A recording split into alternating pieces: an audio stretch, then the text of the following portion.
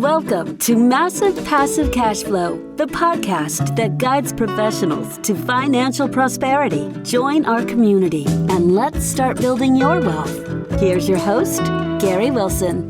Welcome back to the Massive Passive Cash Flow podcast. This is Gary Wilson, your host, and we're glad to have you back. Hey, if you wouldn't mind, if you haven't already done so, could you please subscribe to the podcast on your favorite channel? It's on 30 different channels, Apple, iTunes, iHeartRadio, Stitcher, you name it. And while you're out there, check out the globalinvestoragent.com website.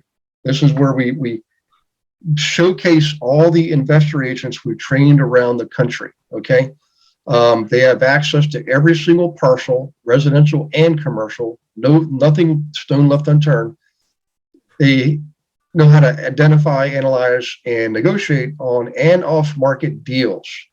So these are the kind of folks you want to work with. These are not your typical agents. And if you are an agent, boy, you really need to take this seriously now, because I'm sure you see what's happening with interest rates, inflation, the stock market. I mean, this is the real deal, and now's the time to prepare. So go to the website, click on the button, and get some information. Okay, without further ado, speaking of investor agents, we've got a great guest today. Luke Andrews is on board from Louisville, Kentucky. So Luke, welcome aboard, man. Hey, I am so happy to be here, Gary. Really appreciate it. Well, I'm glad to have you, and I love the fact that we've already spoken. I read some information about you. We have a lot in common, man. And so I got to ask you the first thing, though, kind of a joke aside here. Were you impressed that I actually knew how to pronounce Louisville? I am. It is something that we have a mural painted downtown of all of the different pronunciations. So it's an interesting place, and you can always tell people who have spent a good amount of time here by the way they pronounce it. Yeah. Well, I love the town. I love the restaurants. I stayed at I think it's called the Brown. It's a hotel. Yeah. And love the Brown. Old school hotel. And then went to, of course, Churchill Downs, and I'm a huge sports fan. So Cassius Clay, that's his boyhood home. I mean, it's just a lot of history there. And if you love horses, man, Kentucky is the place to be. It is. So, hey, if you wouldn't mind, we got a lot of questions I want to ask you. But if we could, would you mind sharing just a little bit about yourself when you first got started, just to give us a little context, and then we can get into some meat and potatoes after that, Sure. So I am currently I'm a real estate agent, leader, and investor. So I'm an agent who helps people buy and sell homes, primarily working with investors. Also a leader. I've got a team of over 20 agents, very high producing. The average agent's doing over 20 transactions a year. And then I am an investor myself. So I set a goal to purchase 40 investment properties by the time I was 40, and just squeaked in under the wire. So I actually just closed on my 40th this past week, and then not turning 40 until September this year. So I got some time to pick up a couple more. But in terms of my background from an investing perspective, it started, my very, very first was pretty simple. My wife and I built our first house in 2006. And then in 2010, as the market was kind of crashing, we were looking to upgrade. And we were fortunate enough to be in a spot to where we could keep our first property as we were buying our next. And so we kept that as a rental for several years, and even managed it across country, because that was in Denver at the time.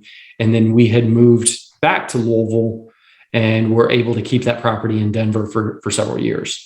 But what really got me into real estate investing is I was in the corporate world at the time, and I had a couple of buddies that I worked with, and we were just we were finding an up and coming neighborhood and looking for a place that needed a decent amount of work. We were hoping to spend about $20,000, pay cash, do the work ourselves, and just kind of see how that grew. Mm-hmm. And in a crazy kind of random turn of events, an opportunity to buy 13 units fell into our laps. Mm-hmm. So we're looking at buying one for $20,000, and all of a sudden this package of 13 falls into our laps. Nice. And one of the guys that was there with us, he was just like, "Hey, I'm in the middle of a lot of stuff. I got some family things going on. It's just too much for me. I think I'm out." Well, me and the other guy, we were really excited about it. We knew that it was going to be insanely difficult. We didn't know anything about anything in terms of property investing, but we knew it was a deal that we needed to be a part of. Okay. So we really did everything that we could to start to learn and try to do it quickly, try to take that learning curve and shorten it and flatten it as much as possible.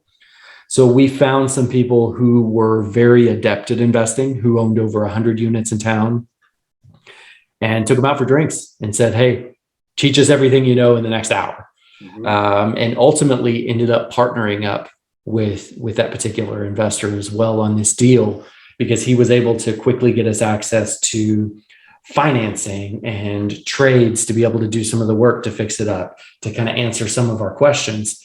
And we were more than happy to kind of give up 50% of that deal in order to pick up the knowledge that went along with it. We also, we set it up as well from a cash perspective. We didn't have quite the cash position that he had. And so we said, well, hey, it'll help us learn a little bit more and we can get a little sweat equity into this deal. Yeah. What if we put up a little less on the front side, but we manage it for free until, our equity position is paid off from a down payment perspective? And so we set that up, and man, that taught us so much. Not only did we learn quite a bit, we got that itch to just go out and buy more and more and more. And so that's what we did. We went, like I said, from starting just thinking about buying one to all of a sudden we had a portfolio of 13. And we had that rolling for about a year, and, picked up one or two more during that time. And then a package of 15 fell in our lap. So we were going to go in 2 years from thinking about buying one to having 30 all of a sudden. So it was, for us, it was rapid growth. But what was super important for our journey was that instead of saying, I can't afford this, I can't do this, turn that into, okay, how can I afford this? How can I do this? Had to get a little creative with it, kind of that Robert Kiyosaki method. Yeah. What's interesting is a famous quote from Richard Branson. Somebody asked in an interview, what's your secret to success, or one of the secrets of success? And Richard Branson said, when opportunity presents itself, you say yes. You say yes and you'll figure it out. And he said, too many people say, well, I'm not ready, or it's not the right time. I'm like, good Lord, the universe is dropping this golden nugget in your lap. Just take it. Well, it's kind of like having kids, right? There's never the perfect time. You're never going to have enough time. You're never going to have enough money. It's just sometimes you take that plunge and you just do it. Yeah, that's it. Okay, so you went from Denver, came back. Now, the properties you have, let me ask you this: the properties you bought early on, do you still have those, or have you sold any of the ones you bought early on, or? We don't. We have sold the majority of those, and use that to roll into larger portfolios. And honestly, a few of those, they were good from an equity perspective, but cash flow, they were horrendous. We were barely breaking even on a monthly basis. We went into an old neighborhood, and what most people don't know is that Louisville actually has the largest collection of Victorian mansions in the country. And so there's this whole section near downtown that they call Old Louisville, with all these old, beautiful, historic mansions that most of them have been chopped up into apartments. The problem is these are 120, 125-year-old buildings with a lot of issues on the inside. And when you get a leaky pipe or something leaking, it's very difficult to find. It's very difficult to fix. And once you start opening up the walls, you never know what you're going to find. And then if you have to do work on the outside, there's historic committees and things like that you have to go through. Like I had no idea what box gutters were and how expensive they were until I had to replace them on one of my triplexes. And then I realized that, I'm thinking gutters, okay, we can do this whole thing for about $2,500. And it turns out to be $30,000 because they have to be box gutters. So it's in the long run, from an equity perspective, it worked out because we negotiated such a good deal on the front side. But month to month, the cash flow was horrendous. Well, that's okay. The good news about real estate is, and I'm sure you've discovered this, it's actually very, you can make mistakes. It's very forgiving. You can make mistakes and still make money. It's crazy. In the stock market, you make a mistake, you get killed, But But And it doesn't always feel that way at the time, though. It doesn't feel like it's forgiving in the moment. But when you go back, when I look at some of these deals, I'm thinking, man, these were home runs. You know, I was fortunate enough to hit a home run on my first go at it, and things that I thought were just complete dogs in the beginning. Now looking back, I'm like, man, I'll take those all day long. Yeah. Yep. Okay. So let's go back to the timeline. So you started offloading some of the older ones that had thin cash flow. Then you started moving to bigger properties. Is that what you did? Like, kind of, what's the next step here? You know, we didn't. They weren't necessarily larger properties because they were all, the largest that I've ever owned is a fiveplex. And that was one of those. The rest of them, the majority are triplexes, duplexes, and single families. Yeah. Those are just they're bread and butter. They're not super expensive. So you mentioned Churchill Downs earlier, and 2 years ago, you could pick up a great rent-ready 2-bed, 1-bath, 3-bed, 1-bath around Churchill Downs for between $65,000 and $80,000. That was going to rent for $725 to $850, potentially even $900. So I mean, the numbers were just there. So we were picking up as many of those as we could. Now that market, I mean, that secret's gotten out. And so those prices are starting to appreciate quite a bit, and we're expanding out our areas a little bit, but those deals are still there to be found. I'm still finding them for my investors that are out there. They're just a little harder. We got to work a little more to find them, and, a little more cost on the front side to get them rent ready, but they're still great cash flow plays. But I mean, that's really been our bread and butter, kind of that 1 to 3 unit buildings. Yeah. You know what? That's exactly how I got started. It was in Western Pennsylvania around Pittsburgh, and I'm not from there. I'm a Virginian, but my wife was from Pittsburgh. So we moved up there, and when this is years ago, we were married still, but same thing, bunches of duplexes and triplexes and fourplexes. My first 2 purchases were a pair of fourplexes. And I'm thinking, well, this is genius, because I can, up to 4 units, I can get traditional, conventional financing and insurance, and occupancy is all the same. You get 5 and above, it starts to get the rules are a little bit different, but there were so many of them. I mean, it's just crazy. I had dozens and dozens of these things. So within my first year, man, my income was matching what I was making. I was in a corporate world too, corporate banking, doing mergers and acquisitions. And I thought, if it wasn't me, I might have be skeptical, because I'm thinking it's like almost too easy, That's huge. Yeah. And but those markets, everybody listening has to realize this. I know the prices have gone up a lot in the last couple of years. Believe me, I'm in the business. I see it every single day. Some markets more than others. But if you can find these markets like Louisville, Pittsburgh, and some of the other towns I've mentioned before, like Lafayette and Fort Wayne, Indiana, just small tertiary towns. But kind of people know the name, like everybody's heard of Fort Wayne, they just don't know anything about it. But the good news is it's less competitive, and the pricing model, the rents compared to your cost basis is so much more profitable in those areas. And nowadays, with technology and information and networks, man, you can be in Detroit and invest in Louisville, and you can be in Buffalo and invest in Pittsburgh. You don't have to actually be there. I mean, in the early days, my feeling was I wanted to be there. I wanted to be able to go and see it and touch it and feel it and everything. But it took me years to get out of that frame of mind, where now I have agents everywhere, and they're like my feet on the ground. I'm a lot more confident. So let's get back to your story now. What would you say was your go-to strategy? Like, were you putting down your own money for down payment and then getting like a small commercial or conventional mortgage, or more? Kind of fill me in there a little bit, if you don't mind. Sure. So in the beginning, yes. I mean, it was, like I said, the first deal that we did, those 13 units, was a 20% down, and my business partner and I put up 10%, and then we worked off the other 10%, managing it for free. But beyond that, because the market was starting to appreciate, and because we were able to come in and turn over rents and add some additional value to the property, we were just doing cash out refis, and taking that money and rolling it into the next property, similar to the BRRRR method. Exactly. But it was just, and that's really what we've done. We really haven't had to put in a lot of our own additional money since. because we negotiated such good deals on the front side.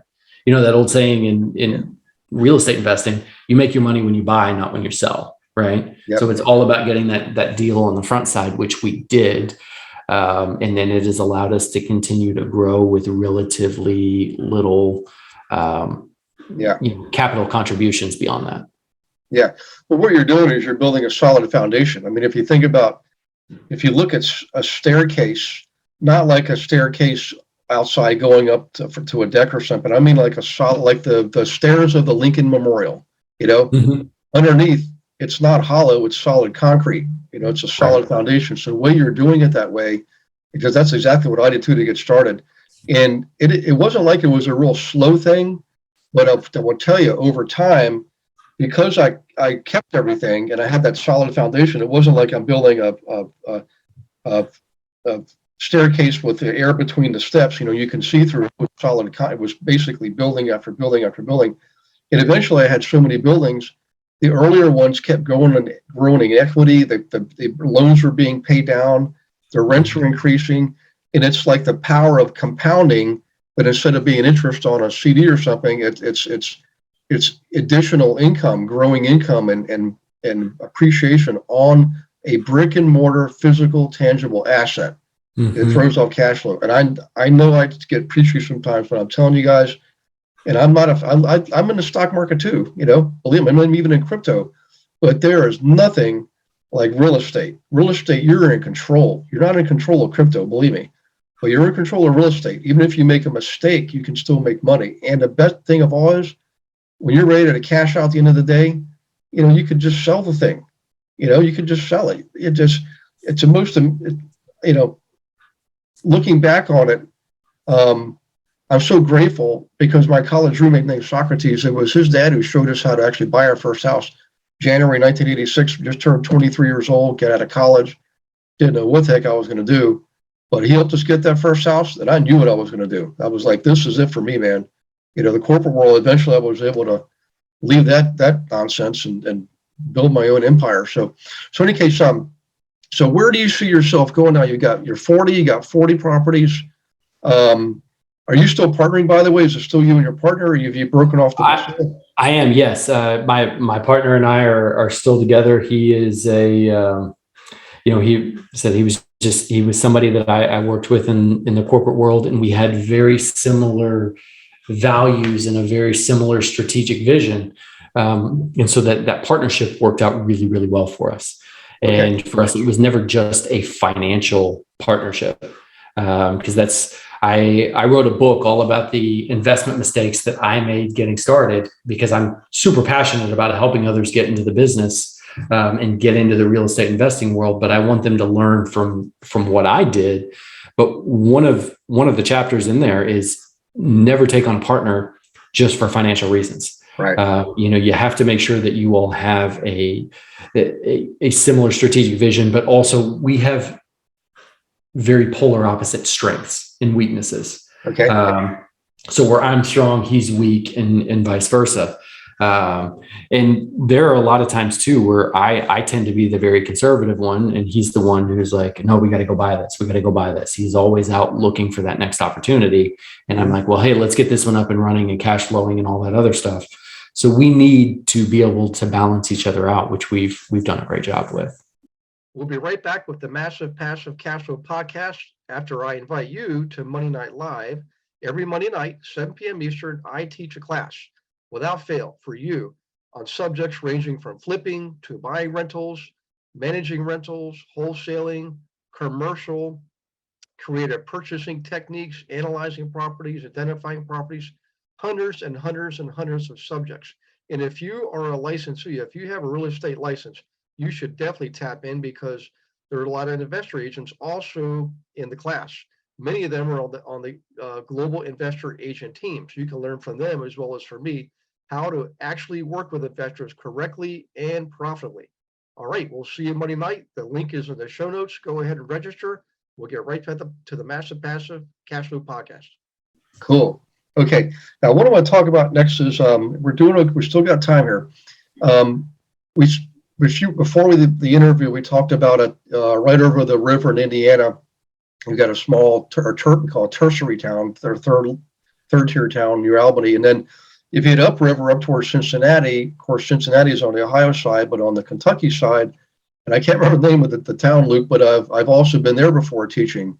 Covington and Newport. And yeah, those are the areas. Yeah, it's not that far away. So have you guys branched out? Like, I know Louisville is probably just like, why would you go anywhere else? Because you've got a gold mine right there, but sometimes diversify and look for these. So there's another town south of there.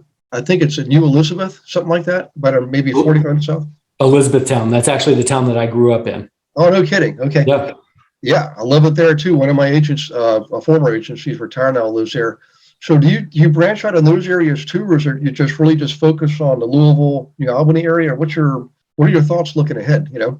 So we absolutely do branch out. I mean, you talked about Louisville being a gold mine, which it is, but gold mines, especially in today's global internet society, word gets out pretty quick, right? Yeah. So it's been very saturated with investors over about the last 18 months to 2 years, and which prices are appreciating a lot. Now, there are still values to be found. There are still deals to be had, but it's getting a little bit more difficult. So we are branching out, even going across the river to New Albany. Up until about 6 months ago, nobody was doing that. Yeah. Prices were significantly lower, 15 to 20% lower, but rents were pretty much the same. So we started branching out up there, and then we are going kind of up and down the river a little bit. There's a little town called Madison, Indiana, right on the river. It's about 45 minutes north of here. Really cute town. Tons of value there. We bought a triplex there 2.5 years ago that had 2 of the 3 units occupied. We bought the thing for $50,000. It appraised for $100 the day that we bought it. Yeah. We continuously put some money into it. Like I said, we bought it for $50. We've put in almost 75 into it since we've owned it. Wow. It is always cash flowed. It's now worth about $225.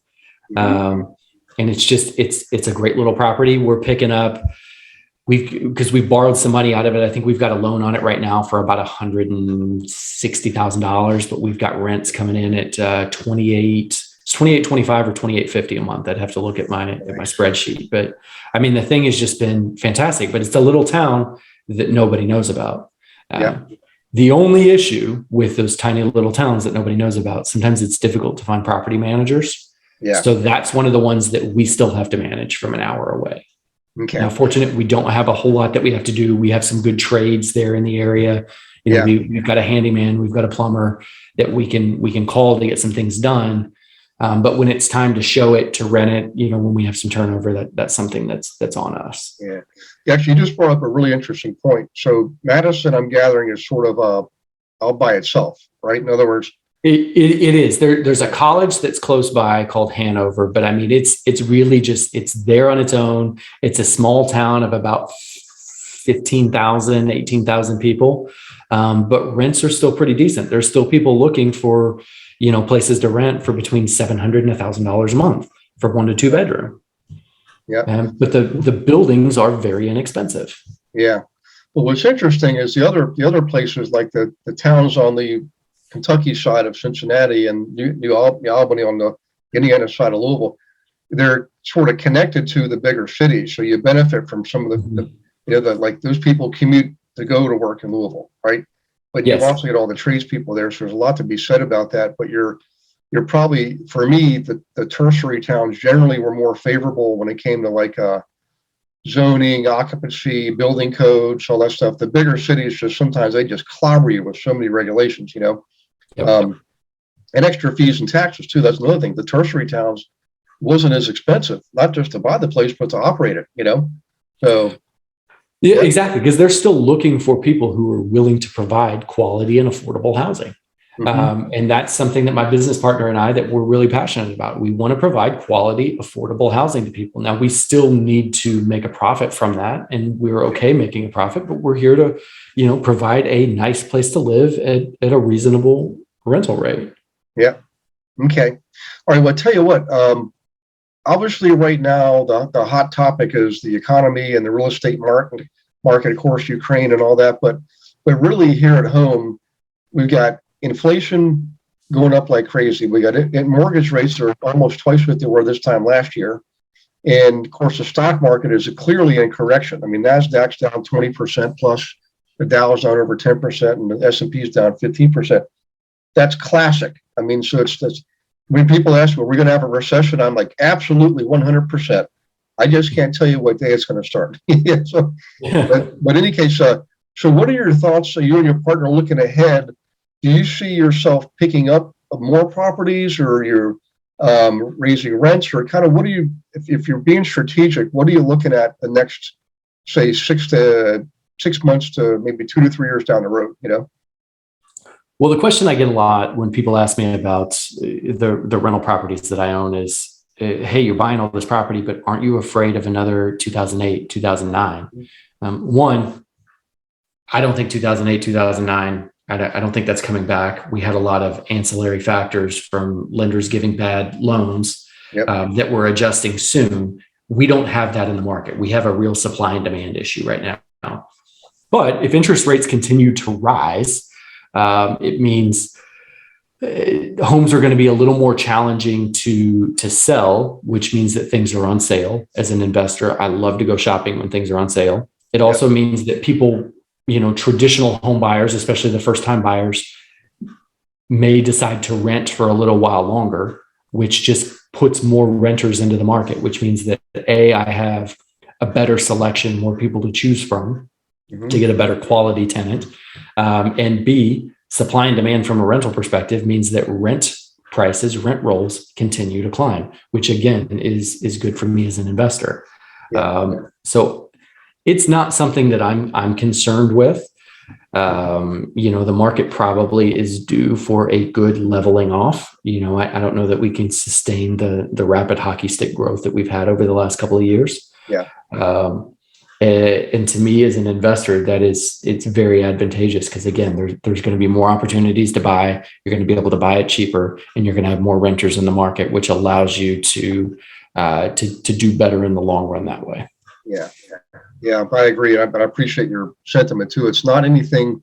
Now it's easier for me to say this because this would be my 5th market cycle.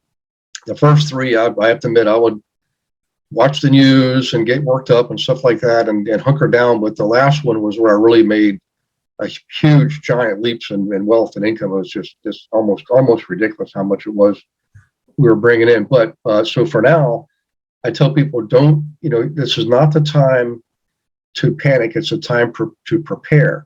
And so I want to talk to all the agents out there listening right now. This is for you. The investors still definitely pay attention here because it does affect you. But for the agents, your model, this is my opinion, but it's based on my life experience. If you don't start shifting now and learning how to work with investors and building those relationships now, you're going to be behind the 8 ball, okay?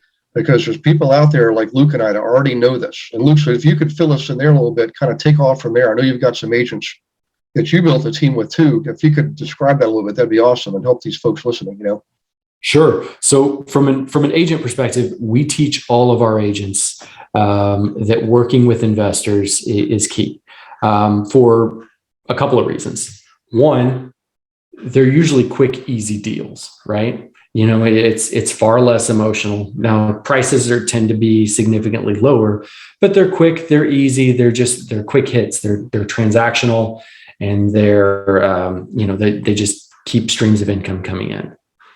Number 2, investors keep you fed when the market starts to slow down. So if the market, as we talked about a few minutes ago, if it really slows down significantly, investors are going to be jumping in because things are on sale. But also kind of that slow time of the year between Thanksgiving and New Year's, when all of the traditional home buyers tend to slow down during the holidays, investors are picking up because, again, there's less competition. Things are easier to get. They tend to get them on sale. Also, they're looking for those last minute tax breaks throughout the year. Yep. But all of those things working with investors are key for agents. Plus, investors tend to be higher net worth individuals, and they have their own personal homes that they need to sell. Probably going to be pretty good listings and purchases there. who do we hang out with? We tend to hang out, we're the average of the 5 people that we hang out with. So high net worth investors hang out with other high net worth investors. So there's where your referrals are going to come from. And then you get an opportunity to be able to learn from these investors. I strongly encourage all of my agents to be investors themselves. If you think about a Fortune 500 CEO, a big chunk of their compensation, both currently and in retirement, is going to be tied to company stock. It's because it's what they know, it's what they can influence on a day-to-day basis. The same for you as an agent. Like, you don't necessarily have that stock that you can buy into unless you're with EXP or something like that. But you can go out and you can invest in the market. So by learning from these investors, you can pick up tips and tricks on how to be an investor yourself, which is so unbelievably important. Now, I will tell you, if I've got just a second here, Gary. Yep. One of the big pushbacks that I get from new agents, especially when I tell them that they should be working with investors, is, well, why would an investor work with me if I'm an investor myself? Because all they're going to say is, well, hey, aren't you just going to take all the good stuff for yourself? And believe me, I work with a ton of investors and I get that question a lot. Exactly. A new investor that I work with, they find out that I'm an investor. They're going to ask, well, why should I work with you? You're just going to buy all the good stuff first. And I say, absolutely, I will. I am going to buy the best and sell the rest. However, I can't buy them all. I don't have unlimited pockets. And because I've bought so much, because I'm so plugged into that market, I have access to so many off-market deals. I also know what I'm looking for. So you can trust when I bring you a deal. When I say it's a good deal, you know it's going to be something that's valuable to you. That's why you want to work with me. And so I'd strongly encourage all of the investors listening to find that trusted professional and find one who's actually investing themselves. Yep. And not stress about the fact that you're going to miss out on a couple of deals. You were going to miss out on those anyway. If they were coming to them, they were going to buy them anyway. You were going to miss out. Get tied in with somebody. And then if you're an agent who's reluctant to work with investors, go out and be an investor yourself. Go out there and find those investors and make sure that you're setting yourself up for the future. Amen. Yeah, it's funny. I early on, I never really got that objection or that question much, although one guy was really adamant. He's like, I don't understand why I should work with you. His thought he should work with agents who know nothing about investing. I said, why on earth would you do that? Would you pick a tax accountant that do nothing about tax returns for people in real estate? Would you hire an attorney that knew nothing about real estate? You got to think your agent, think of it as an advisor, and then seek out the ones that know how to invest. Because just like you said, look, we can't buy everything. But the fact is, we're generally really good at what we do. And wouldn't you want to be my friend so that I'm handing you the really good deals too? Right? I mean, it's like, it's like a no-brainer, but some people just have that scarcity mindset, and they'll find out if they work with other agents that are not equipped to help them, they will never see the deals to begin with. No. The crap in the scrap, that's what we used to call it, So, hey, now listen, I know we're getting short on time, but how can people get a hold of you? I know you've written a book and you've got a website, and you got that team of 21 going strong in the Louisville area, but how can people reach out to you, particularly the ones that want to invest in the Louisville area, So a couple of different ways. One, like I mentioned earlier, I did write a book that it's all about the mistakes that I made early on in investing and things that I'm passionate about helping people get into investing, and I'm passionate about helping people learn from the mistakes that I made. Yeah. So if you go to 10investormistakes.com, and that's the number 10, so 10investormistakes.com, you can download that book for free. It's only on an ebook, and you go right to that site. It will allow you to download it for free right there. You can also go to my website, lukeandrews.us, and that will help you. You can connect with me via LinkedIn or Instagram, where I'm most active. Instagram is Luke Andrews RE, so like Luke Andrews for real estate. Mm-hmm. But yeah, reach out anytime. I'm happy to connect with anybody. If you want to find out more about investing in the Louisville market or surrounding areas, or if you just want to talk investment, like I could sit here and do this all day long. So anybody that wants to reach out just to talk, pick my brain, whatever you want to do, feel free to reach out anytime. Well, I can tell it's in your blood. And I know that the fact that you came from the corporate world tells me also you got you left that to do this.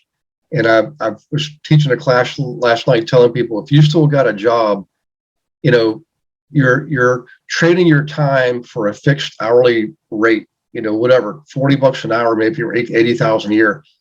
80,000 is what gets you. That sounds like a lot of money, but $40 an hour, guys, man, you can blow way past that on a couple of deals. And then when I finally realized that myself, that's when I left. And I had another 8 hours a day, 40 hours a week to devote to the thing I love to do. And my income just took off. So I'm saying this because I have a feeling this is where we're going, probably going to be end of summer, early fall.